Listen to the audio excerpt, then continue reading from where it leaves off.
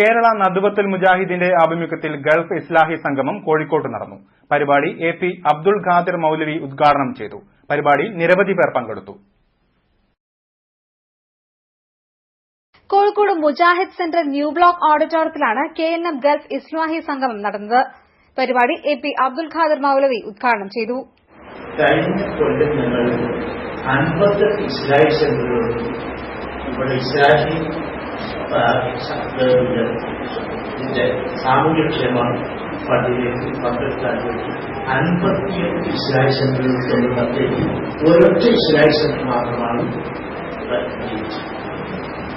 അതവസരത്തിൽ ഒരു അനവധി ലക്ഷം സംഖ്യകൾ നാട്ടിൽ നിന്നവർക്ക് കൊടുത്തിട്ടുണ്ട്. എന്റെ ഒരു ഞെട്ടിക്കുന്ന കണക്കാണ് യഥാർത്ഥത്തിൽ.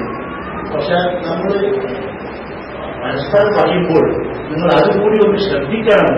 ഇവിടെ വിദേശത്തുള്ള ആളുകൾ സഹായം ചെയ്യാനാണ് ഇവിടെ എന്ത് ചടങ്ങിൽ KKIC ISM സ്വയം തൊഴിൽ പദ്ധതി സംസ്ഥാനതല ഉദ്ഘാടനവും KNM പൊതുപരീക്ഷയിലെ ഉന്നത വിജയം നേടിയവർക്കുള്ള അവാർഡ് ദാനവും നടന്നു. P. മുഹീദ്ദീൻ മദനി അധ്യക്ഷത വഹിച്ച ചടങ്ങിൽ ജില്ലാ collector doctor PB Saleem, M. Muhammad Madani, MM Akbar, doctor Muhammad Shaheer, Abubakar Farooqi എന്നിവർ സംസാരിച്ചു.